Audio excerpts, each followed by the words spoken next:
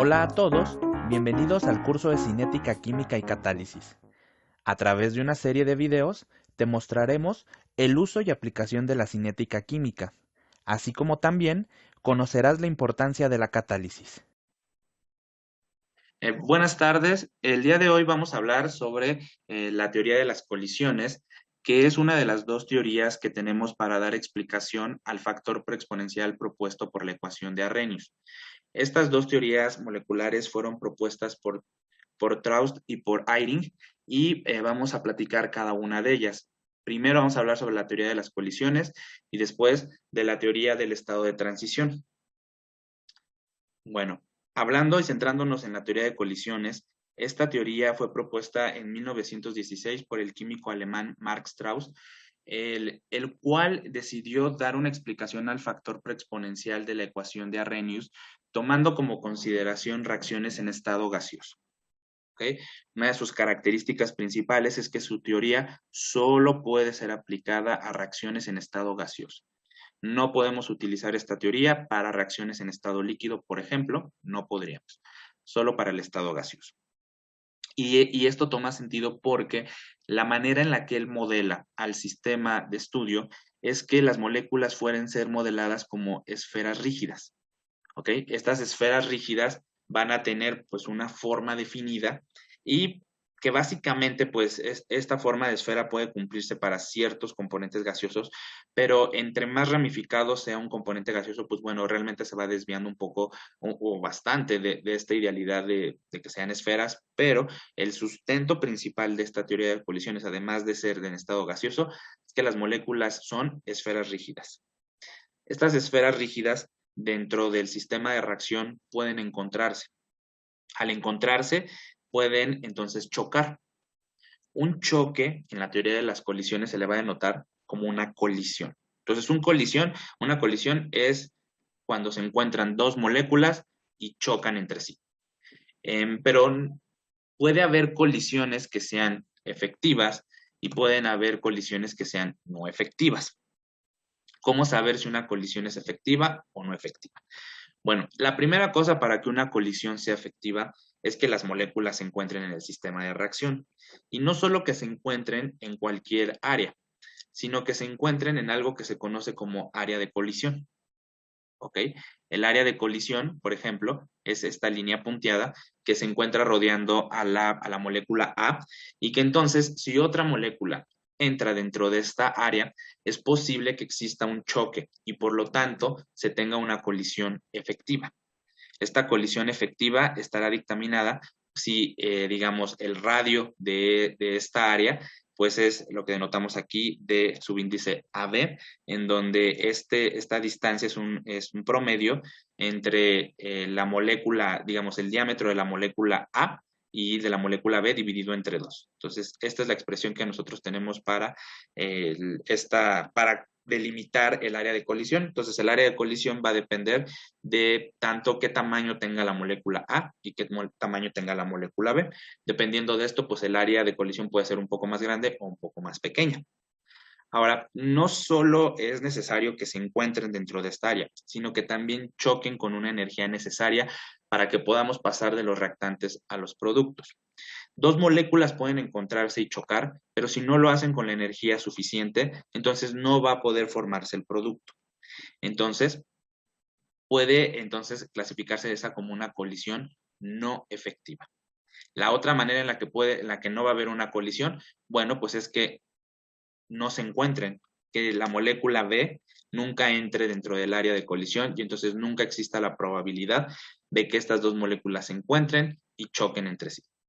Entonces, el, el punto aquí es que usted tiene que cumplir estos dos factores, que se encuentren y que choquen con una energía necesaria. Entonces, más o menos entendemos qué es una colisión efectiva y qué es una colisión no efectiva. Sí, profe. ¿Sí? Ok, Sí, profesor. vale. Entonces, ¿cómo contabilizar el número de colisiones que vamos a tener? Bueno, en esta teoría se propone que la frecuencia de colisión, por eso tiene estas unidades de inverso de tiempo, va a estar denotada con la letra ZA. Entonces, esta frecuencia con la que una molécula A va a poder colisionar está dada por el producto de pi por diámetro al cuadrado. En este caso, bueno, perdón, no es diámetro, es la distancia al cuadrado de AB. Aquí hay que recordar que esta distancia al cuadrado realmente es el radio de esta área, de este círculo, es el radio. Nada más que es un poco confuso como ahorita me pasó, que veo D y pienso en diámetro, pero no, es el radio y realmente es una distancia. La distancia promedio entre la molécula A y la molécula B, y en este caso está elevado pi por esta distancia al cuadrado, por una velocidad que vamos a denotar como nu A por NB. Cada una de estas cantidades están acá declaradas, en donde, como ahorita mencioné, pi por la distancia al cuadrado es el equivalente como pi por radio al cuadrado. Entonces, eso es el área de la colisión, que básicamente es el área de un círculo. ¿Ok? Pi por radio al cuadrado es el área del círculo. Entonces, estamos hablando del área de la colisión, ¿no? Que es ese círculo que estaba ahí en líneas punteadas. Luego, nu A va a ser la velocidad promedio de una molécula A. ¿Ok?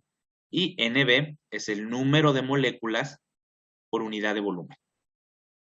¿Okay? Entonces, ¿por qué NB? Bueno, porque A con quién va a colisionar. Va a colisionar con B. Entonces, ahí tiene que estar involucrado fíjense cómo está el término, que esté dentro del área, que tenga una velocidad tal y que se encuentre con una molécula B. Eso es lo que dice este producto. Entonces, para que la colisión sea efectiva se tienen que cumplir las tres cosas, ¿no? Que se encuentre dentro del área, que vaya con una velocidad tal, con una energía requerida y que además pues B se encuentre dentro de esa área, ¿no? Entonces, eso es lo que significa este producto de frecuencia de colisión de A. Ahora, A, pues puede también colisionar con moléculas de su propia naturaleza o con moléculas, pues, de B. Entonces, en este caso, pues vamos a hablar de la interacción de dos moléculas. Desde este punto de vista, pues entonces la nomenclatura va ahora a hacer referencia a las dos moléculas con las que estamos trabajando. ZAA será cuando hay una frecuencia de colisión entre moléculas de la misma naturaleza. ZAB será la frecuencia de colisión de moléculas de diferente naturaleza. Particularmente hablando, para la frecuencia de colisión entre moléculas de la misma naturaleza, se va a tomar en consideración únicamente la mitad. ¿Por qué? Porque si yo contabilizo la frecuencia de colisión desde el punto de vista de las dos moléculas, una misma colisión la puedo tomar como el doble. O sea, si hay una colisión y yo la veo desde el punto de la molécula 1 y desde el punto de la molécula 2, al momento de contabilizarlas realmente contabilizaría 2. Entonces, por eso es que para la frecuencia de moléculas de naturaleza similar, se va a considerar un valor de un medio para considerar únicamente la mitad de las colisiones y evitar tener un conteo superior al que verdaderamente ocurrió. Esto no se toma en consideración cuando dos moléculas chocan, porque pues hay una colisión ahí sí es diferente, ¿no? Desde el punto de vista de la molécula A o desde el punto de vista de la molécula B, allí cambia. Entonces vamos a tener exactamente la misma expresión que tenemos, que ahorita dijimos, en donde tenemos el área de colisión, la velocidad con la que van, un medio que dijimos para evitar el conteo de dobles colisiones, y en el caso anterior solo teníamos NB, que es la molécula con la que choca, pero en este caso, pues la molécula con la que va a chocar va a ser Na, y como estamos hablando de que pueden pasar que la otra molécula también choque con la primera, entonces pues tenemos aquí un término elevado al cuadrado. Entonces, acuérdense, N es el número de moléculas por unidad de volumen. Y si estamos hablando de la colisión entre dos, pues entre dos moléculas, pues este término tiene que estar elevado al cuadrado. Ahora vamos a hacer lo mismo para A y B, o sea, una colisión entre A y B. Primero tenemos el área de colisión, luego tenemos la velocidad con la cual van a chocar estas dos moléculas, y aquí tenemos el número de moléculas que van a participar, en este caso A y B, una de cada una, y estas dos se van a encontrar en el mismo volumen. ¿Ok? Entonces, si se fijan, realmente es la misma expresión. ¿Sí se dan cuenta? O sea, básicamente nada más está como especificada si el choque es entre moléculas de la misma naturaleza o de diferente naturaleza. Ahora, particularmente hablando, bueno, esta es ya hablamos de esta DXY, que es esta. sería AA o AB, pues ya dijimos que es el radio del área de colisión, eso ya lo habíamos platicado. Aquí creo que la que toma importancia es la velocidad, la nu de AA o la nu de AB, porque esta nosotros, al ser una velocidad promedio, pues la podemos poner en función de la velocidad molecular media de cada una de las moléculas. Esto se los enseñaron en física 1. ¿Se acuerdan cuando podíamos calcular la velocidad a través de esta relación? Que es igual a la suma al cuadrado de cada una de las velocidades y luego la raíz de esto. ¿Sí se acuerdan de esto en física? Que tenían la velocidad en x al cuadrado más la velocidad en y al cuadrado y la raíz de eso.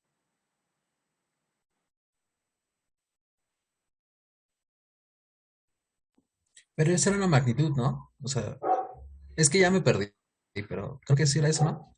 Sí, sí, pues es una magnitud. Podemos tomar la magnitud también, ¿no? Si es un vector, podemos tomar la magnitud. ¿O no puedo? No, pues sí se puede, más bien Sí se puede, como ¿no? la norma, ¿no? Ajá. Entonces, ¿pero qué es más fácil? ¿Ustedes creen que yo puedo medir esta velocidad relativa de AA o la velocidad relativa de AB o puedo medir la velocidad con la que A se mueve y la velocidad con la que B se mueve? ¿Qué es más fácil? La velocidad con la que A se mueve y B se mueve. Ajá, es mejor, ¿no? Ponerlo en términos de ellas. Entonces voy a sustituir estas que están aquí, las voy a sustituir por las velocidades medias promedio de cada una de las moléculas. Pues creo que eso es más conveniente. Entonces, en física 1 nos enseñaron que podíamos tomar esta relación para la velocidad relativa. Entonces yo me voy a aprovechar de eso y voy a sustituirla esta en cada uno de estos términos de acá. Por ejemplo, para la frecuencia de colisión de dos moléculas de la misma naturaleza, fíjense, va a quedar un medio de pi por la distancia de A, bueno, de las moléculas de A al cuadrado, eso no lo cambié, y el final tampoco, que es el número de moléculas por unidad de volumen al cuadrado. ¿Y qué puse en el medio? Puse la definición de la velocidad relativa para el caso donde dos moléculas se encuentran. El caso de X y de Y, pues serían moléculas de A. Entonces, en vez de escribir X y Y, ¿qué voy a escribir? A y A. Entonces, la velocidad molecular media de la molécula de A al cuadrado más el mismo término porque pues son moléculas de la misma naturaleza. ¿Qué va a pasar con esto? Yo lo puedo sumar y entonces puedo tomar aquí como 2 veces esa velocidad molecular media y pues yo puedo tomar esta raíz de 2, ¿no? Entonces me quedaría raíz de 2 entre 2 y luego quedaría aquí pi por el radio, digamos, de esa esfera al cuadrado y pues aquí me quedaría la velocidad molecular de A al cuadrado, la raíz de la velocidad molecular al cuadrado pues simplemente es la velocidad molecular media de A y aquí me quedaría el número de moléculas de A por unidad de volumen. ¿Sí queda clara esta expresión? Raíz de 2 entre 2 por pi por la distancia al cuadrado por la velocidad molecular media de A por el número de moléculas de A al cuadrado. ¿Sí vieron cómo la expresé?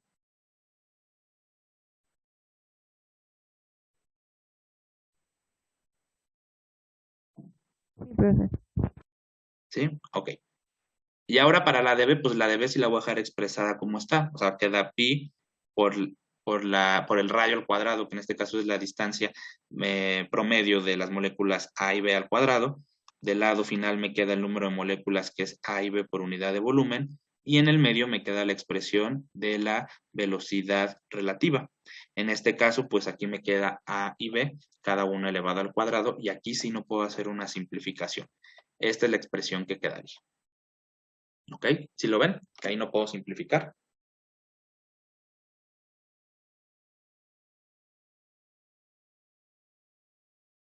Bueno, pero todavía no acabamos, porque esta velocidad molecular media también es igual, esta expresión ustedes la pueden buscar, la velocidad media es igual a la raíz de 8 veces la constante Boltzmann por la temperatura entre pi por la masa de la molécula.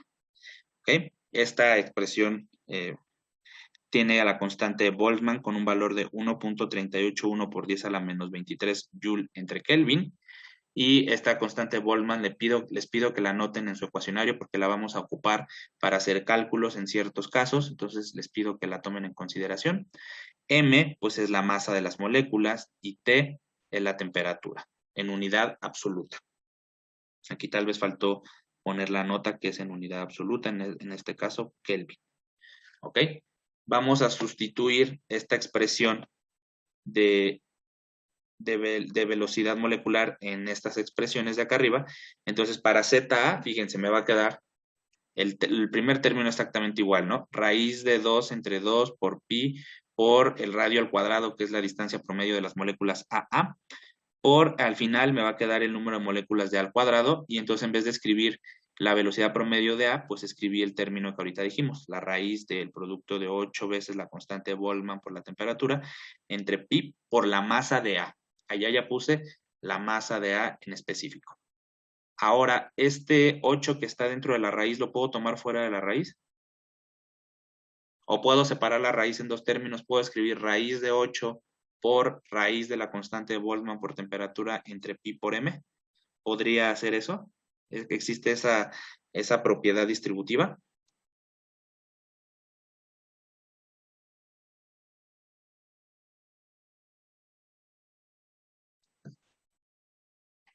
Bueno, pues sí puedo. Entonces, a ver, saquen la calculadora.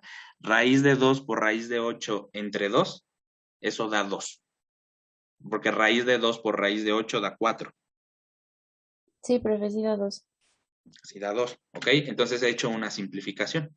Entonces todo el resto me queda igual. Nada más fíjense que además también a pi la metí dentro de la raíz.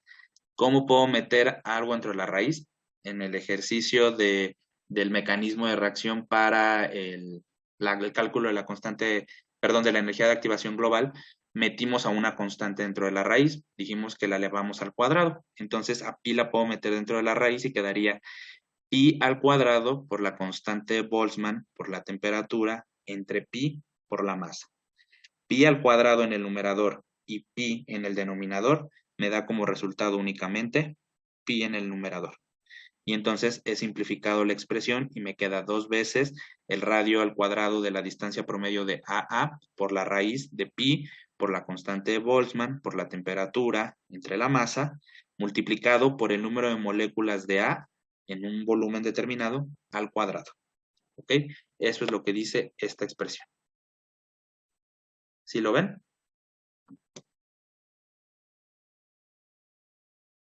Entonces saqué el 8 y metí a pi. ¿Sí queda claro eso? Sí, sí queda claro. Ok. Y ahora viene para B. Pues para B se pone un poco más interesante porque B tiene dos términos, ¿no? Entonces, la primera parte, pi por el radio al cuadrado de la distancia promedio de A y B, y al final me queda el número de moléculas de A y B en un volumen determinado, eso está igual, y aquí estaba la velocidad promedio de A y la velocidad promedio de B, estaban así. Entonces a cada una de ellas lo sustituí como el término 8 veces la constante de Boltzmann por la temperatura entre pi por la masa correspondiente. El primer término tocaría masa de A, el segundo término tocaría masa de B. Pues aquí masa de B y aquí masa de A. ¿Ok? Entonces lo único que hice aquí, como tienen factor común 8 constante Boltzmann por temperatura, lo factoricé y entonces me queda esta expresión, donde queda aquí la suma de los inversos de las masas de A y de B. ¿Ok?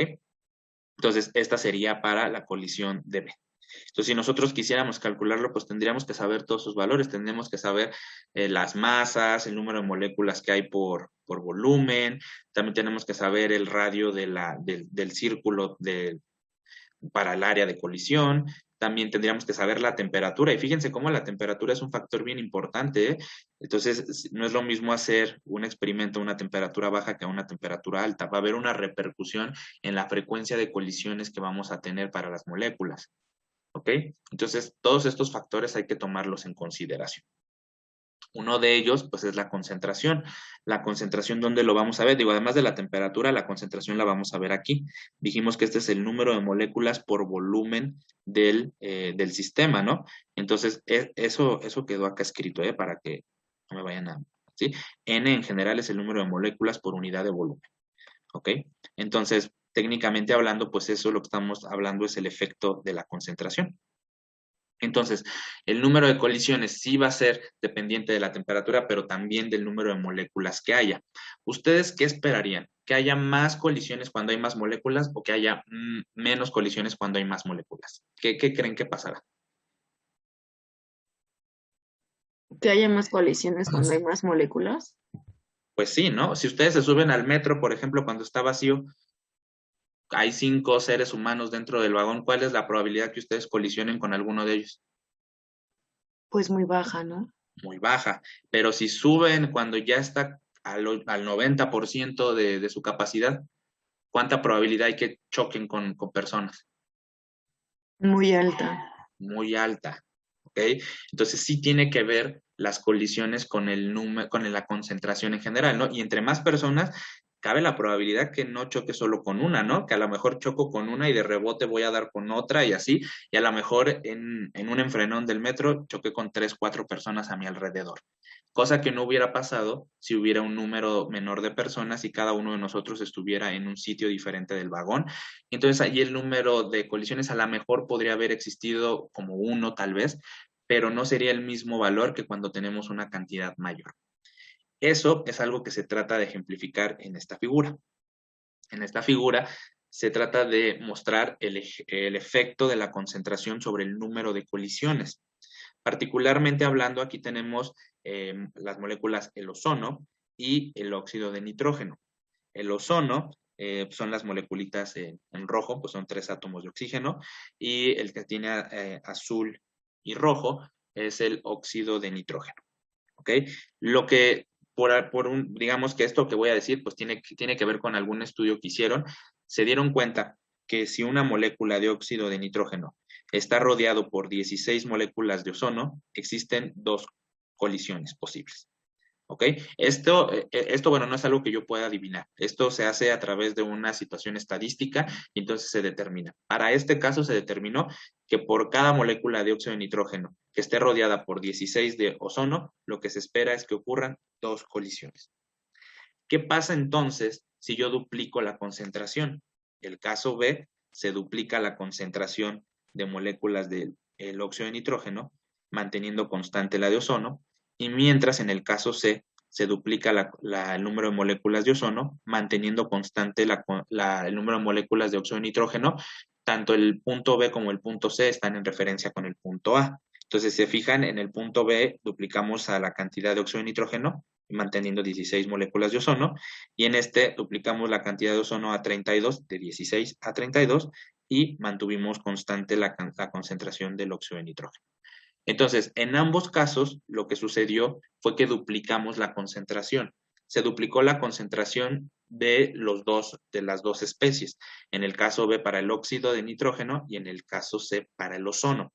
Pero lo que se espera es de que si en el caso en el B, nosotros tenemos 2 moléculas de óxido de nitrógeno y ambas están rodeadas por 16 moléculas de ozono, cada una de ellas va a experimentar 2 colisiones, ¿no?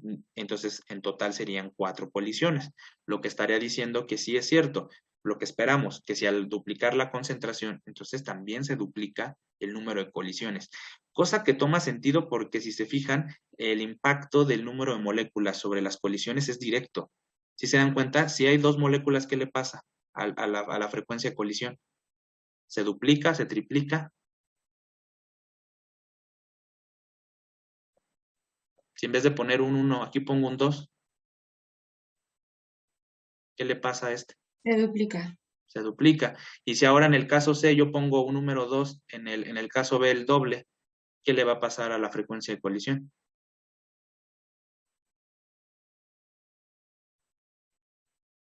También se duplica, ¿están de acuerdo? No importa si yo duplico este o yo duplico este, dado que es un producto, ocasiona el mismo efecto sobre la frecuencia de colisión. ¿Sí, sí lo miran?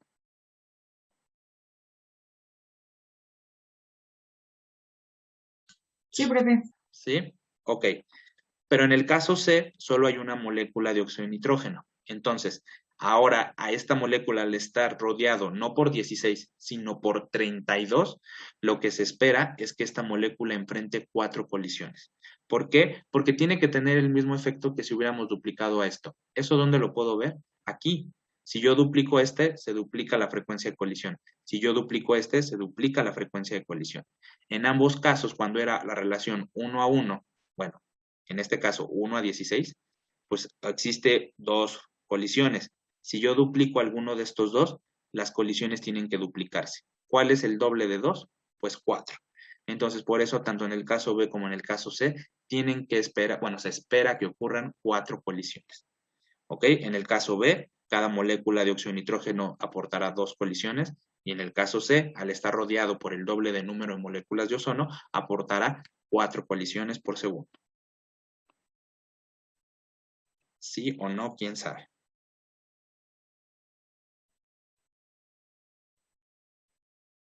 Sí, profe, sí se entiende. Ok, bueno, espero que sí. Ahora, en particular me voy a centrar ya para la expresión final para la frecuencia de colisión cuando dos moléculas de diferente naturaleza se encuentran. Estas normalmente en los libros se encuentran normalizados por el número de Avogadro. Entonces, si ustedes dividen la expresión anterior entre este factor, que es el número de moléculas de A por el número de moléculas de B en un volumen dividido entre el número de Avogadro, cancelamos los números de moléculas y es mejor ponerlo en función del número de Avogadro, porque el número de Avogadro pues, nos dice el número de moléculas por mol de sustancia que hay. Entonces, este término que ya está aquí ya tiene unidades de litro mol sobre segundo. ¿A quién se parecen esas unidades? A las de la constante, ¿no? A los de la constante. ¿Ok? Entonces, al normalizar esta ecuación, pues también las unidades allí cambian. Y entonces, pues es cuando se da cuenta Strauss que su frecuencia de colisión es equiparable o comparable con el factor preexponencial de la ecuación de Arrhenius. ¿Ok? Dado que tiene las mismas unidades que justo las puse allá, litro sobre mol por segundo, que ¿de qué orden sería esa, Litro sobre mol por segundo. ¿Para qué orden sería esta? Litro mol entre segundo.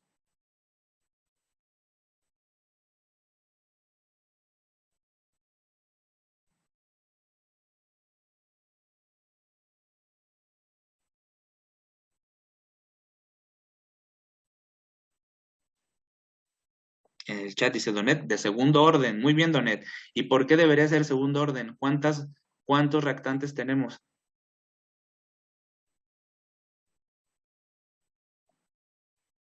2. Entonces sí coincide que sería para una reacción elemental del orden 2 estas unidades. Entonces ahí es donde se da cuenta que entonces su factor de frecuencia de colisión es equivalente al factor preexponencial que Arrhenius propuso, porque si ustedes se acuerdan en la clase de Arrhenius, las unidades del factor preexponencial es función del orden de reacción. Entonces, podríamos nosotros escribir a la constante de rapidez de reacción como un término de frecuencia de colisiones, que en este caso podría ser ZAB si son dos reactantes diferentes, aunque también podrían ser si es una reacción de dos moléculas de la misma naturaleza, pueden ser ZAA, y multiplicado por un factor energético. El factor energético no le hizo nada a Strauss y entonces quedó simplemente como la exponencial de menos la energía de activación entre RT. Allí no le cambió, pero entonces él propone que el factor preexponencial es igual a la frecuencia de colisión. Y de aquí, de esta idea, es de donde proviene el hecho de que el factor de Arrhenius sea muy descrito o frecuentemente descrito como el número de colisiones que las moléculas experimentan. Entonces, esa definición que ustedes leen y que siempre dicen, ¿a qué es igual el factor preexponencial? Y que lo dijeron en la práctica número 9, porque en la práctica número 9 se los preguntan en el cuestionario, muchos de ustedes escribieron que el factor preexponencial es igual o en una explicación física es equivalente al número de colisiones que las moléculas en fase gaseosa experimentan. ¿Ok? Pero eso proviene de la teoría de las colisiones. Es el resultado, es lo que estamos viendo ahorita. Strauss se dio cuenta que pueden tener las mismas unidades, que depende también del orden de la reacción, y por tanto, en vez de decir que es el factor preexponencial, en su teoría, en su teoría molecular, este factor preexponencial tiene una connotación de frecuencia de colisiones. Solo en la teoría de las colisiones y solo para reacciones en estado gaseoso. ¿Ustedes en la práctica número 9 tenían un sistema gaseoso?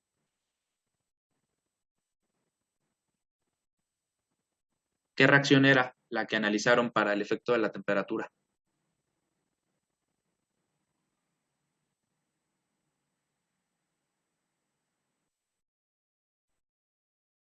¿Es la de la iodación de la acetona o esa es la 10?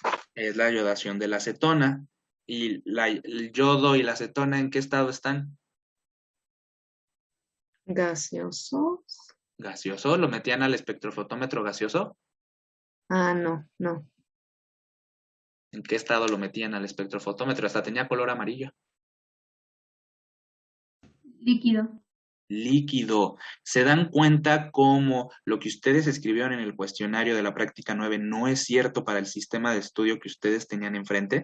El factor preexponencial no es equivalente al número de colisiones porque no representa este significado para sistemas que sean diferentes del gaseoso. Entonces mintieron en aquella parte, pero bueno, los profesores sabemos que esta es la explicación más común porque proviene de la teoría de las colisiones.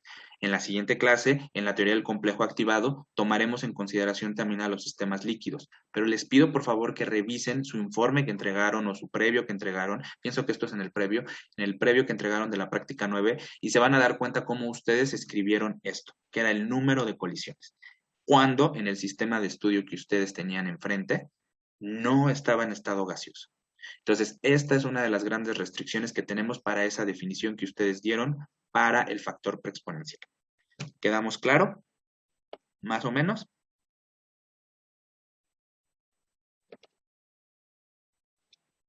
Bueno, ok. Ahora, si nosotros modeláramos las colisiones que dan lugar en una reacción, vamos a tener una curva de distribución de Maxwell-Boltzmann.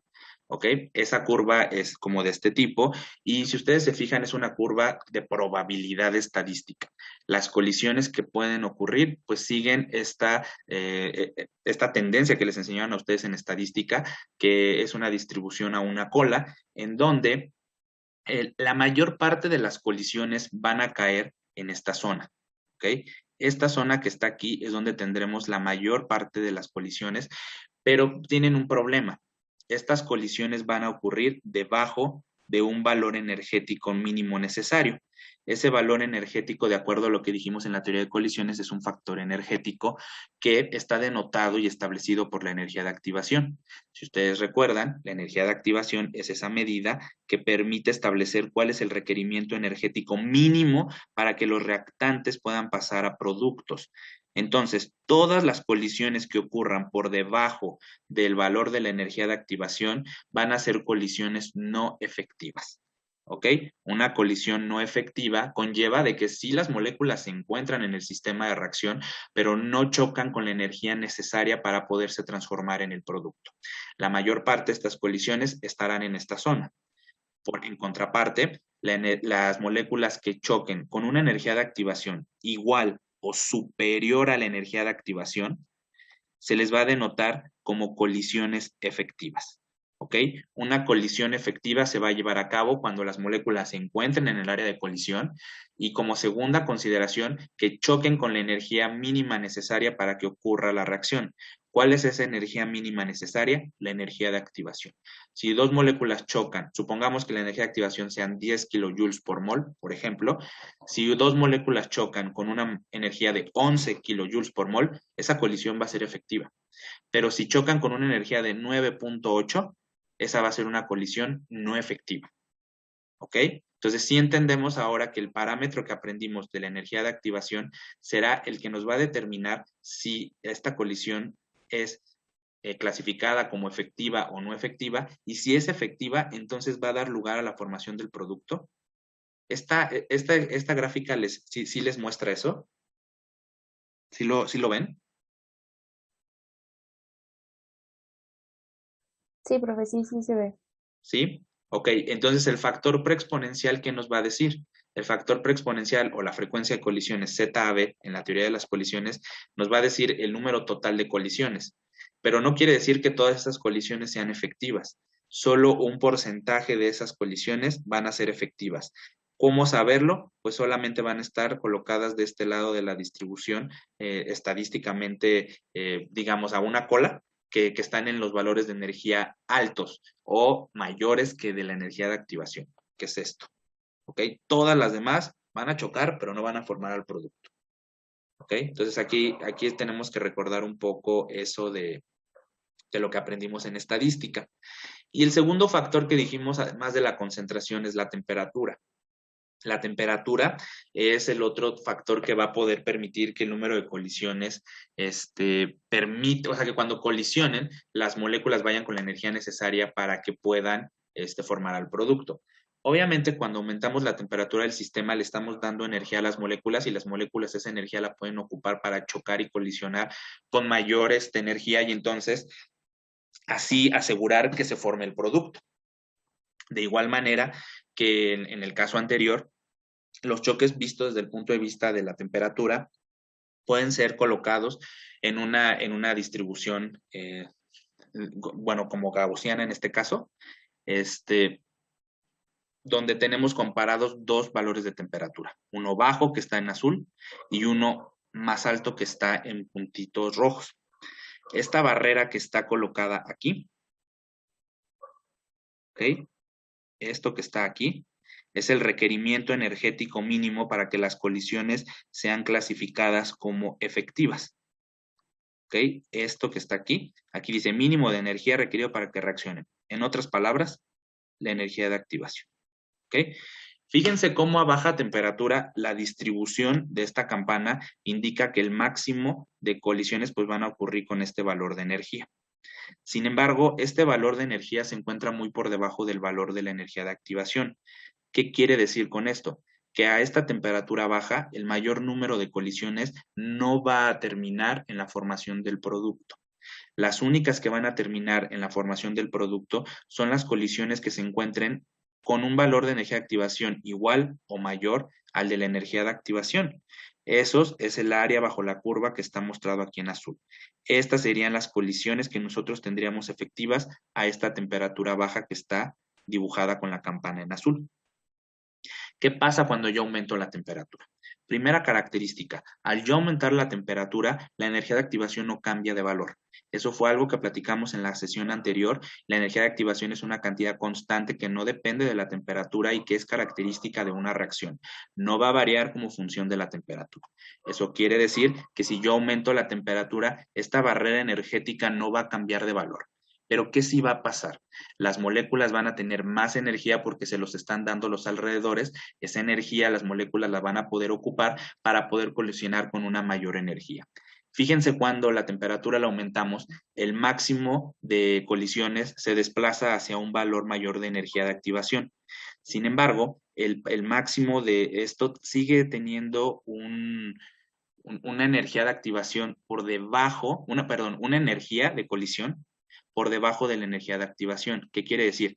Que aunque las colisiones se están llevando a cabo con mayor energía, si ustedes se fijan, la línea punteada está desplazada a valores de mayor energía, aunque las colisiones están ocurriendo con mayor energía con respecto a la línea azul, aún así el promedio, digamos, o el máximo de esto, siguen estando por debajo de la energía de activación. Por tanto, todas estas colisiones, que es el área bajo la curva de todo esto, son colisiones que son no efectivas.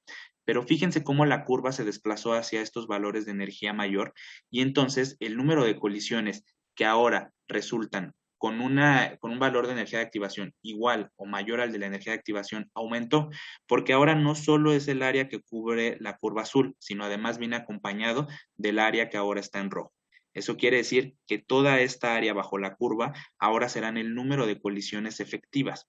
Entonces, ¿qué quiero decir con esto? Que cuando aumento la temperatura no muevo el valor de la energía de activación de la reacción, pero sí fomento que las colisiones que se van a llevar a cabo se lleven a cabo con mayor energía porque las moléculas tienen mayor energía cinética que proviene del calentamiento del sistema. Entonces las moléculas al tener más energía colisionan entre sí, colisionan con una mayor energía y entonces la formación del producto se lleva a cabo con una mayor probabilidad. Esa probabilidad, ¿dónde yo la puedo ver? La puedo ver en el área bajo la curva. El área bajo la curva que tiene el experimento a mayor temperatura, entonces es mayor que el que tenemos cuando la temperatura fue menor. Cuando fue menor solo es el área azul y cuando es una temperatura mayor es la suma entre estas dos áreas porque es el área bajo la curva de la línea punteada.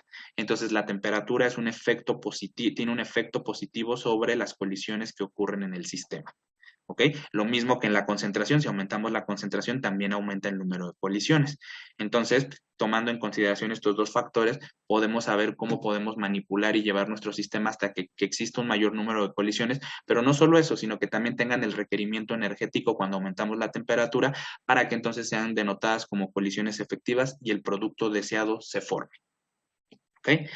Y bueno, ya finalmente, para terminar, el químico británico Lewis, él estudió esta reacción, la cual es del segundo orden, a 25 Celsius, encontró que el factor preexponencial tiene un valor de 3.5 por 10 a la menos 7 litro entre mol por segundo, y que este valor es muy similar al que se obtiene experimentalmente.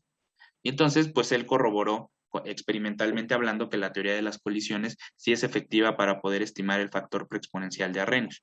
Pero se dio cuenta que para ciertos componentes que no tienen una estructura, pues así como una esfera y tienen estructuras complejas, y a esto puede llamársele cadenas lineales o que tienen ramificaciones y que no necesariamente son modeladas como esferas, ocurre una desviación grande entre el valor que predice la teoría de las colisiones con el valor que se calcula experimentalmente.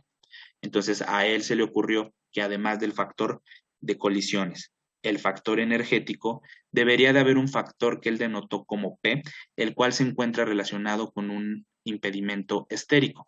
Si ustedes recuerdan, este impedimento estérico pues tiene que ver pues si las moléculas pueden encontrarse o no y en la posición en la que deberían de estar, porque a lo mejor si tienen grupos funcionales que evitan que las moléculas o digamos las partes de las moléculas que deben de encontrarse pues realmente se encuentran en el espacio porque tienen allí un impedimento a lo mejor de un grupo metilo o un grupo etilo, pues este impedimento estérico evitará que reaccionen.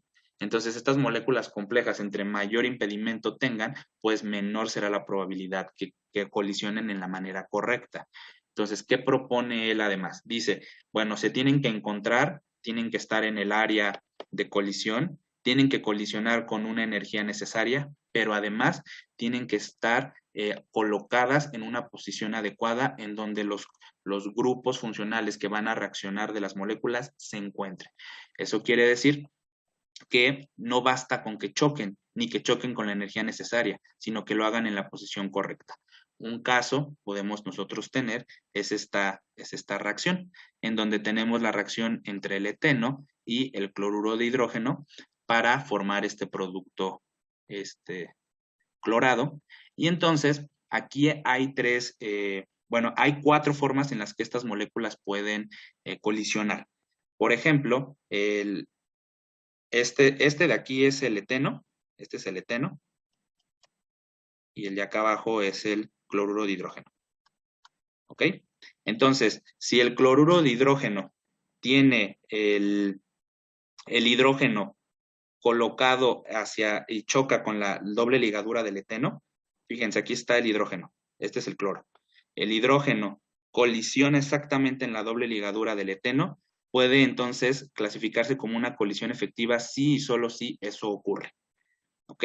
Entonces, el hidrógeno tiene que chocar aquí en la doble ligadura. Si existen otras colisiones, como por ejemplo que el cloro choque en la doble ligadura, no va a ocurrir la reacción, aunque lo hagan con la energía requerida, no va a ocurrir. Tampoco si el cloro impacta en uno de los costados de la molécula, tampoco será considerado como una colisión efectiva.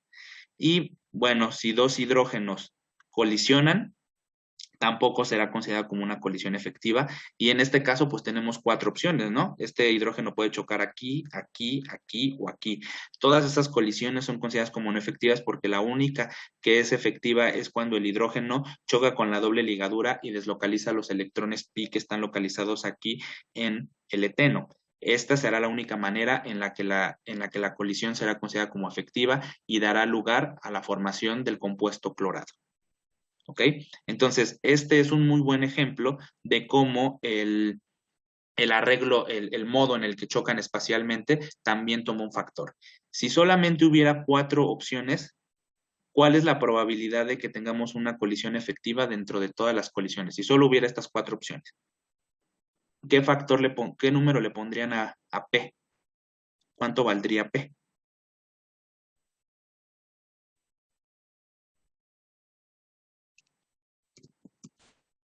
¿Cuánto valdría? ¿Cómo calculaban la probabilidad? ¿Ya no se acuerdan de estadística tampoco?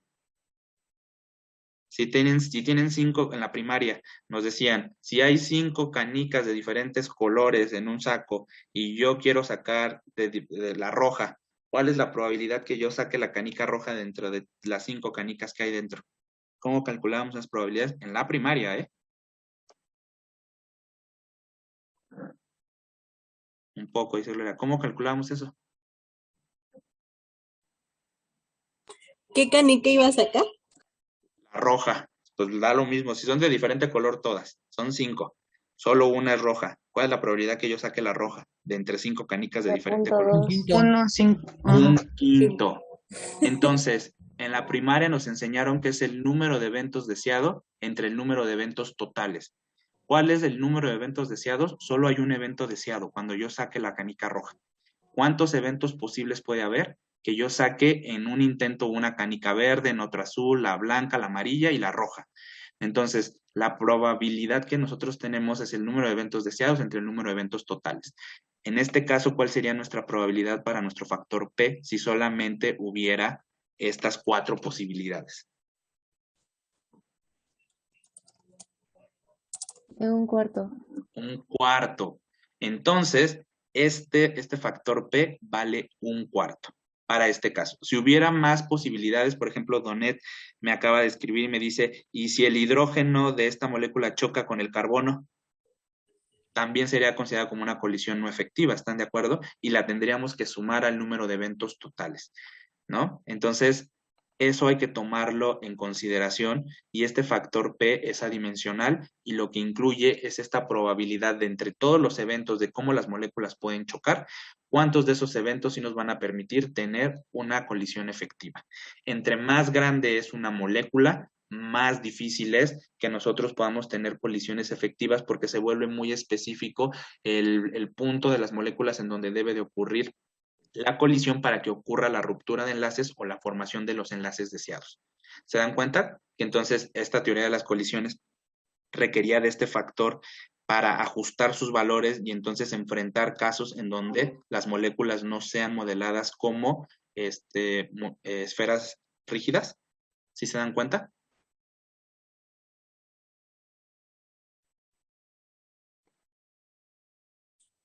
Sí. Ok, bueno, pues ya les tomé unos minutos adicionales, una disculpa. ¿Hay alguna duda?